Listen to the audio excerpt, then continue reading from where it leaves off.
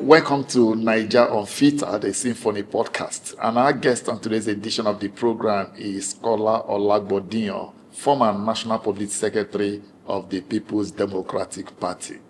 Good to have you on the program. Thank you very much, Rick. Good morning. All right, let's start this way. Peter Obi and Obi Kwankwaso just left the ADC. How did their exit come to you, and how do you react to their exit from the coalition? The exit of His Excellency Peter Obi and His Excellency Obi Kwankwaso came to me with some pains, in the sense that from the beginning, though unannounced, I had been part of the process of the coalition. So my expectations were that, we'll all be in it to the end, particularly given the assault that was coming from the government against the coalition. And I knew and I believe that the best that can happen to the coalition is unity, pulling together and seeing it to the end. So when their departure came, I was like, is it that they didn't think it through, that they were going into a coalition? Is it that they didn't believe in the vision that they had before moving for the coalition? But politics is what it is. It's a game of interest. All right, apart from APC's government interference, as alleged by Peter Obi himself, he also said that the ADC has been plagued by internal crisis and toxic political environment. He also pointed to worsening factional battles within the party, deep suspicion, and growing lack of unity in the ADC. Are his reasons cogent? And what really do you think, from your own point of view? From my own point of view, and from my placement in the whole setup, I can't locate the allegation. I read this too, but I cannot locate them. We were in Ibadan for a summit where we tried to expand the scope of political actors and the parties that have been involved in the coalition. This didn't feature because in the secretariat of the summit, it was a mix. You had the PDP, you had the Obedience, you had the ADC, and all of us to a level work together. You cannot remove internal conflicts completely. You can't wish it away and you can't wash it off. But it depends all on the management of this reality. So when His Excellency Peter Obi spoke about toxicity, I was like, where did I miss it? Because I can't find it.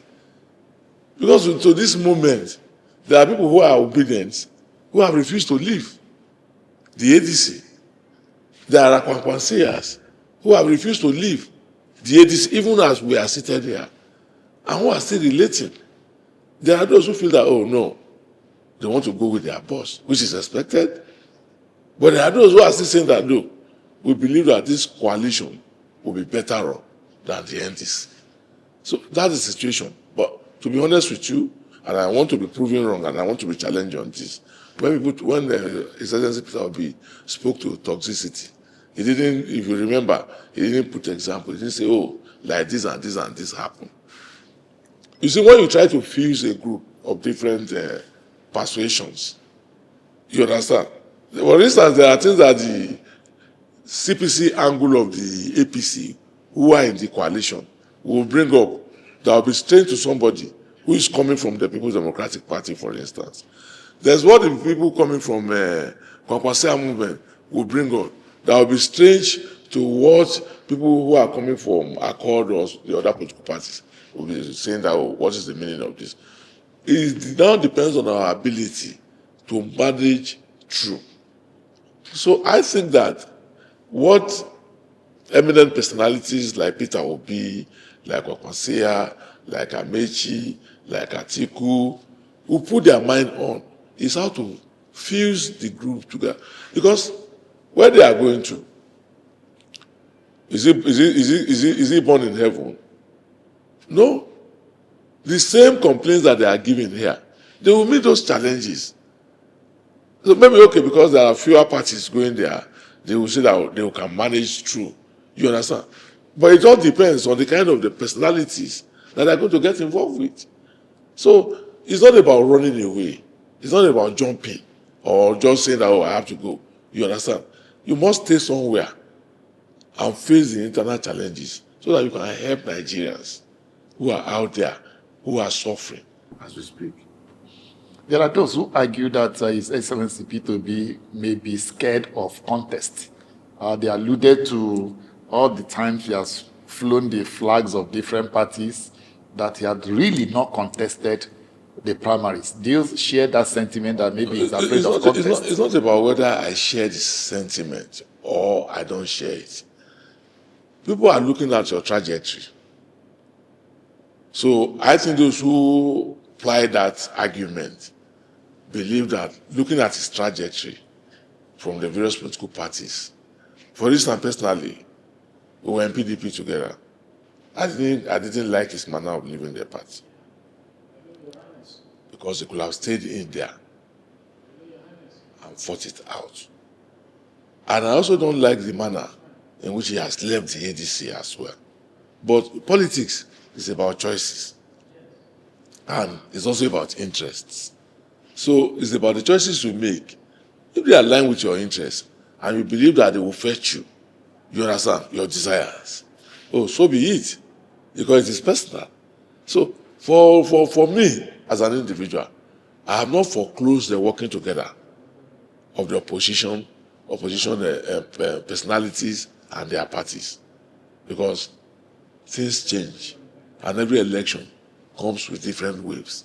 So I have not foreclosed personally the possibility of a working together. From what you just said now and what has also happened now, where do you situate the Ibadan Summit? Ibadan Summit has not been, Ibadan Summit still has a life. Yeah. Particularly those of us in the Secretariat, whether on interpersonal note or on the political note, there are still some levels of communication. So Ibadan Summit has not been shut down, to the best of my understanding and my working relationship and knowledge of what is going on. I don't think that the Ibadan Summit has been dismissed. I don't believe so. Do you still believe that the parties, that initial agreement to probably field one candidate that they will all rally around, do you think is still alive? Well, that would depend largely on the principal actors of the political parties. But personally, looking at what is happening in the party and viewing the political realities of our nation, I will not foreclose it. I believe that maybe perhaps in one way or the other we can still get there. Okay, Yusuf Datti Baba-Ahmed strongly criticized Obi's defection to NDC. He described Obi's decision to live in the middle of an internal crisis as not a hallmark of a great leadership. I have said it earlier that I do not think that living in a situation of crisis is tidy. I have said that earlier on. But, I've also said that politics starts from the personal scope before it is enlarged to how you can help the society. You must, particularly partisan politics, you must convince yourself on what you want to use it for. So that's the starting point. So if you have decided that you want to help the people, if you have decided that you want to uplift the downtrodden, then when you meet challenges on the way, you cannot shut out the entire plan and say you are very enough. I don't subscribe to that. In my place where I come from, we will say it, if you permit me, that when you are going to the market, that is, when you are going to the market, you don't listen to the haggling in the market space, because you have a mind on what you want to go and achieve and where you are going to. So because of that, you concentrate your mind towards what you left home to go and purchase. You understand? So it's not about the noise, it's not about the haggling of the marketplace. So I don't think that at every point in time, when you face contention within your political space, you leave the space and move on. No. Those of us who left the PDP, for instance, we came to a conclusion, which is still valid today, that the way the party was going, there was no headway. Because at every point in time in which suggestions were made on how we could make a headway is either turned down by side A or it is turned down by side B. And on account of that, when you can no longer find the point of the tangential point, that meeting point, where people must agree to work together. But if you look at the circumstances that happened in the ADC, most of the leaders were not even aware that this was going to happen. And there were no concerns raised at any point in time that on account of what this person has done to me or what this group has done to me, I'm leaving. Just a walk away. I don't think that is tidy. And not, honestly, to this moment, I feel pain. Look, Datti also thought that Obi Kwankwaso's combination may not really sell in the North. That he said doesn't think that the North will really rally around Obi and Kwankwaso. Do you think that sentiment is correct in the light of the political realities now? You know that that would be judgmental on my side. And politics is a process. You understand? And for me, we are just at the starting point. The waves have not gathered. All right. Many pundits are saying that legal battles might affect the participation of ADC in the 2027 elections. What's your take? We've heard that. But I think the most troubling moment of the ADC has passed. And what was the most troubling moment? The most troubling moment was at a point in which the names of the principal actors of the party, the national chairman, the national secretary, was withdrawn from the INEC portal, and the totality of the leadership of the party was withdrawn from the INEC portal. And for us in the ADC, we believe that the court didn't give that order. So we tend to blame my brother, Joasi Amkito, that he acted unconstitutionally. So, and that was generated the furor. And we pursued our argument to the Supreme Court. And if I can lay the background of the argument, what was it? I'm not a lawyer, but I can follow what lawyers are saying. We had a preliminary objection at the Federal High Court that Justice Nwite cannot hear the motion filed by Nafiu Bala on account of Section 80 or Section 83 of the Electoral Act 2026, which says that no court can go into issues that are internal affairs of the party, of a political party. So on account of that, we sought an objection, and Justice Nwite ruled against us and said he would entertain the matter. Then we went to the Court of Appeal to say, please, Court of Appeal, come and rescue us from the decision of the Federal High Court, Abuja, which says that they must hear a matter that is political. There are people who say that was wrong. I don't see anything wrong in it. I'm not a lawyer, but I've not seen anything that was wrong in it. But the Court of Appeal, instead of rescuing the ADC, went harder and said that status quo ante-bellum. And INEC, saying that it was acting on that status quo, removed the names of the leadership of ADC and said they will not engage in any communication further with the ADC. So on account of that, the ADC leadership proceeded to the Supreme Court and said, look, this is what the Federal High Court said to us, this is the manner in which the Federal High Court has treated us. We sought relief from the Court of Appeal. The Court of Appeal did not only rejected our relief, it went ahead and said that, status quo ante-bellum. And INEC had, on account of that, remove us from. So the Supreme Court gave its ruling, number one. But Nafiu said that Supreme Court cannot hear the matter. But Nafiu was the one who went to court first.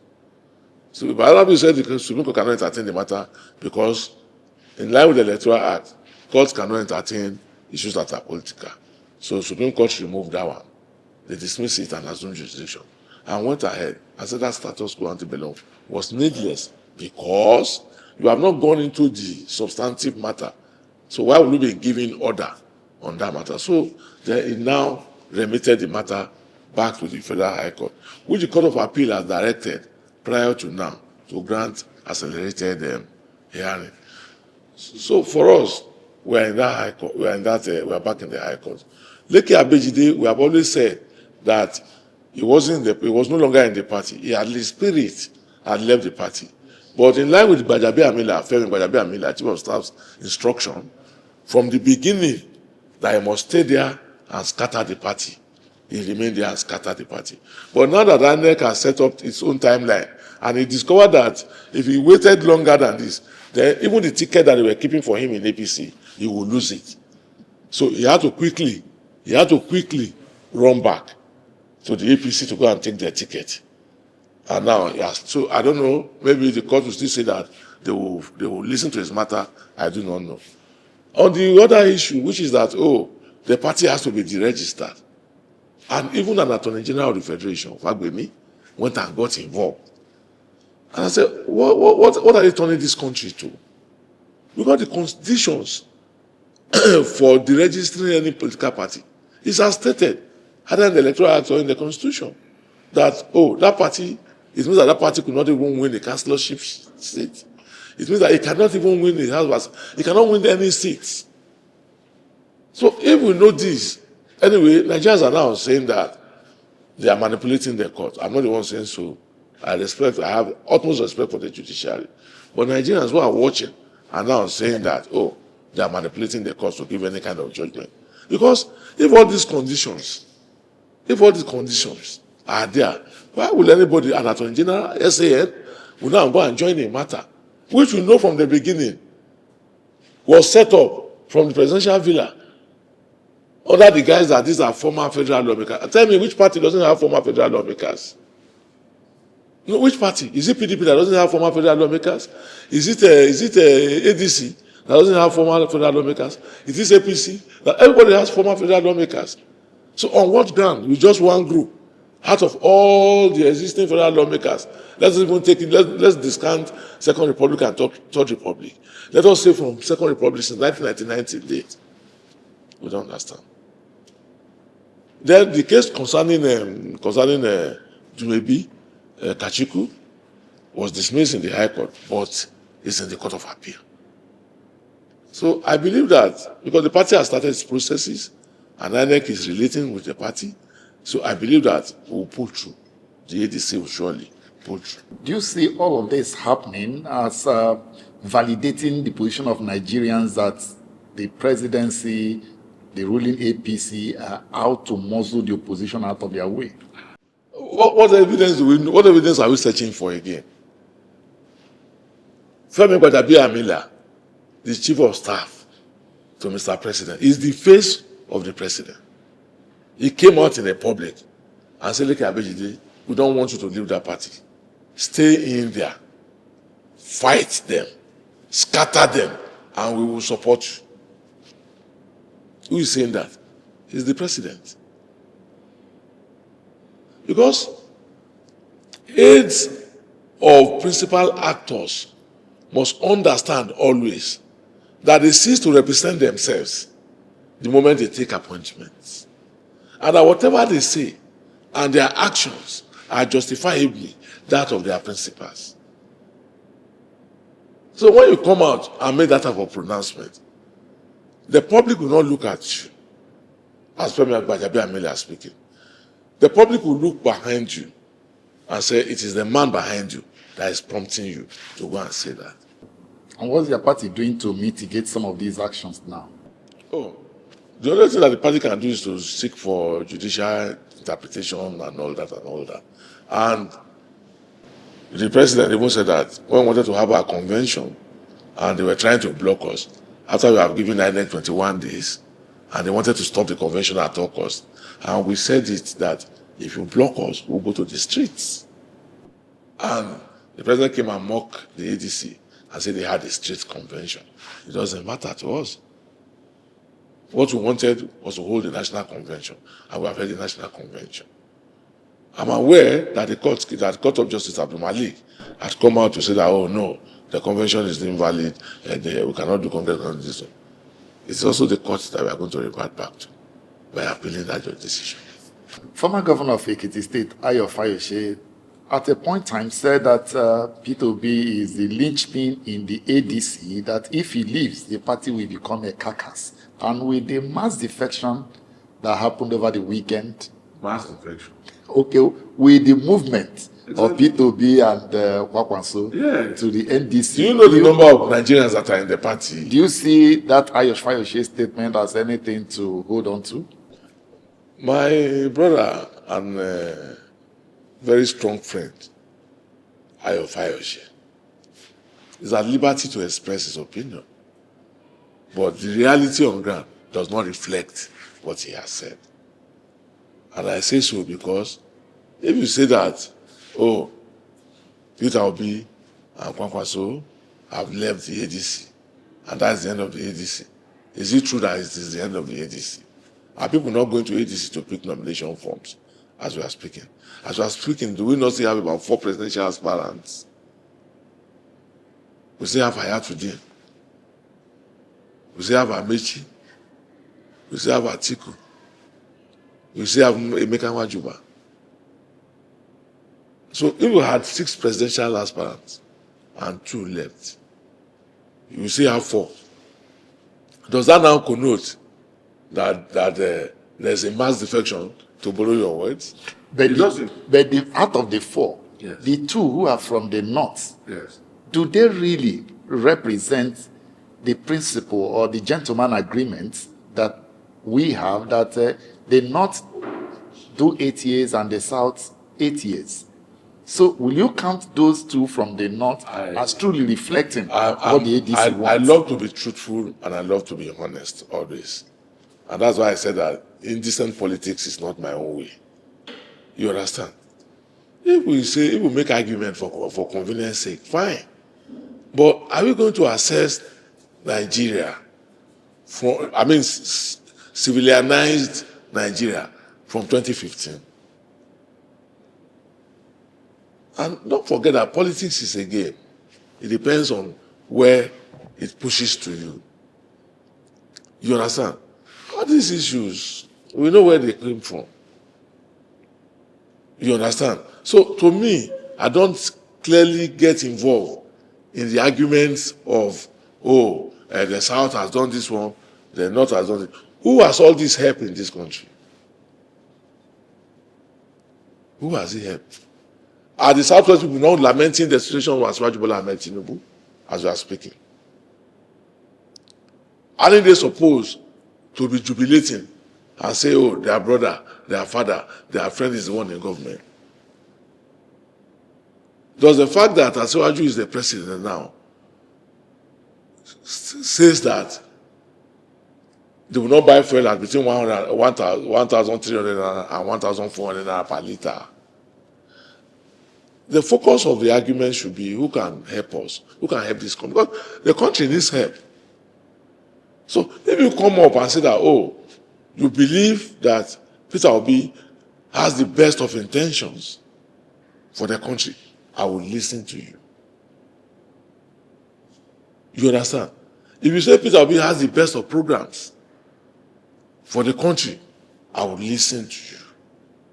But when it comes to the argument of who comes from the north and who comes from the south, I can just be watching you.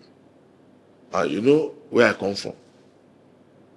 I'm an endangered species.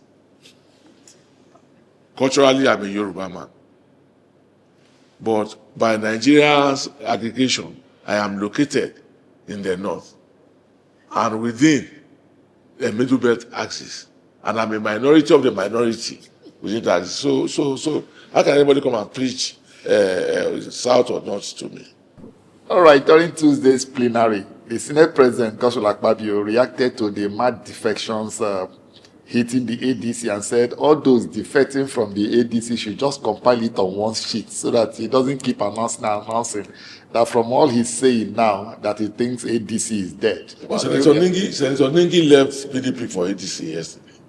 Senator Abdul Ningi, former Senate leader, he left the PDP for ADC just yesterday under the nose of Akpabio. But, Akpabio is a humorist. He jokes too much.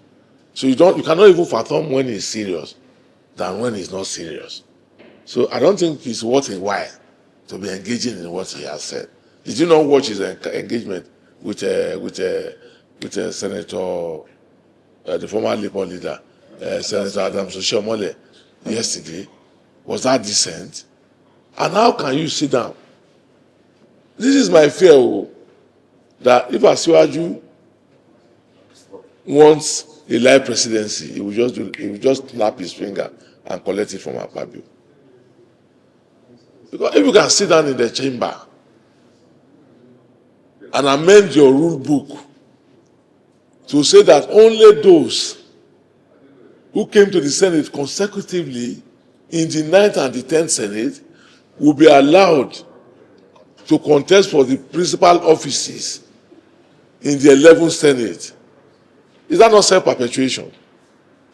Is that not a pointer to what we have been saying, that we don't understand the dance of the president? That is the pointer.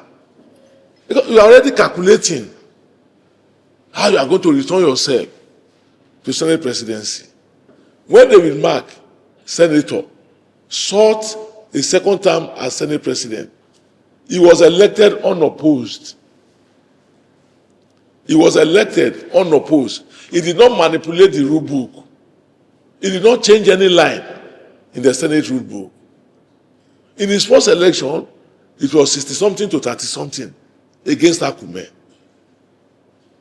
And when he led the Senate for 4 years, senators on their own returned him, given the capacity that he has demonstrated.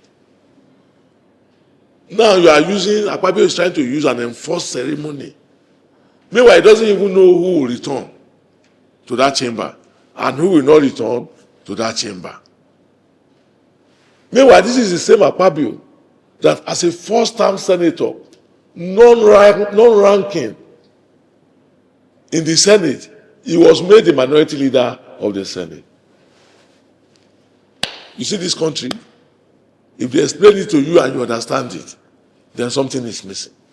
All right, President Tinubu has said those who can't see his achievements may need eyeglasses. What's your reaction to this statement? Where? The president's achievement that you can reckon with. You know, the president also jokes a lot sometimes. We are talking about a situation of the country in which life is diminishing, in which people are dropping dead, because they do not get the right health management, in which people are parking their cars and looking at those cars as permanent achievements, but they cannot drive them out of where they are parked. We are talking about an economy in which you have no funding in your pocket, in which parents cannot pay school fees, in which house rents are jumping, in which life has become deplorable, in which subsidy was taken and being given to governors, and you cannot say this is what the governors are doing with their money, in which our lives have reversed tremendously to hurtful situations. I say we should go and watch achievement. Which achievement? What achievement? It's only a living person that will appreciate achievements, that can understand it. A man who has no means of eating, who has no means of survival. And if you talk, they go and bring statistics. They'll be reading out statistics. And you'll be asking yourself, what, are you in another country? Because most times when the handlers speak, I always ask myself, have they moved us from Nigeria and taken us to another country where things are better and they want us to understand it? That is the challenge of governance in Nigeria today. Let's look at the insecurity ravaging Nigeria and the number of persons being killed when you also align it with the xenophobic attack in South Africa. do you think that this government is doing enough to protect Nigerians, especially e-citizens abroad? I'm sorry to say this. I don't think that this government understands the challenges of Nigeria. Because if you go to the hospital to treat an ailment, you will speak to the doctor. The doctor has to have an understanding of the ailment before he can make prescription to the patient. Does this government look like it understands the challenges that we are facing? I don't think so. It's my opinion, and I'm entitled to it. But in all honesty, I don't think so. The insecurity that you mentioned, have we been taken out of the insecurity situation? What is the foreign policy direction of the government? Because even to get the government, to get the president to appoint ambassadors, and I'm sure you know, even as we speak, some of them are still running around their country. I mean, they are running around this nation, Nigeria. Some of them have not even got their letter of credence sent. So you ask yourself, does the government know what it's doing? Does it understand the challenges? So if the government hasn't shown capacity, it hasn't shown understanding of what the issues are, then how can you be asking me questions about how far, or asking me questions about whether they have implemented policies when they themselves have not defined the policies? Is there a scenario where you have reflected about the quest to remove President Tinubu has become more difficult? If not, what still gives you optimism ahead of 2027 elections that is possible to defeat President Tinubu? What's giving the optimism is the principle of democracy, particularly the presidential system that will run in this country. That at the end of every 4 years, you submit yourself back to the people that elected you and allow them to take a decision on you, positive or negative. There is nowhere in the Constitution of the Federal Republic of Nigeria that says that you will do 8 years term. Nowhere. It's a 4-year term. And at the end of that 4 years, you will resubmit yourself. So our expectation is that the president will resubmit himself to the process and allow the people that he has governed to decide whether he has passed the election or he has failed. So I'm not one person who listens to those who come with the argument that, oh, you cannot change, you cannot elect a new president after 4 years. I don't subscribe to that.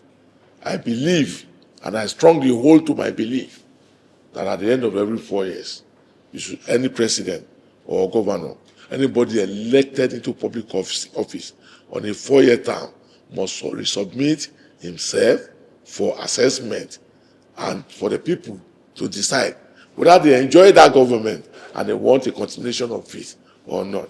And I know that in a normal society, if President Bola-Ahmed Tinubu submits himself for election and the process is free, is credible, is clean, he cannot come back. Let's wrap up this way. Do you see this government being desperate, and the actions of the INEC chairman, does it give you confidence of a free, fair, and credible election come 2027? Well, that is a huge task. It's a very, very huge task. When you talk about desperation of government, how else can you explain it? When the government and the party that brought it into office is cutting corners and harassing other parties and creating potholes and hiccups and hurdles that will not allow a free and fair process. So what other evidence do you need? But the challenge is on the INEC chairman, the arbiter. How he will be remembered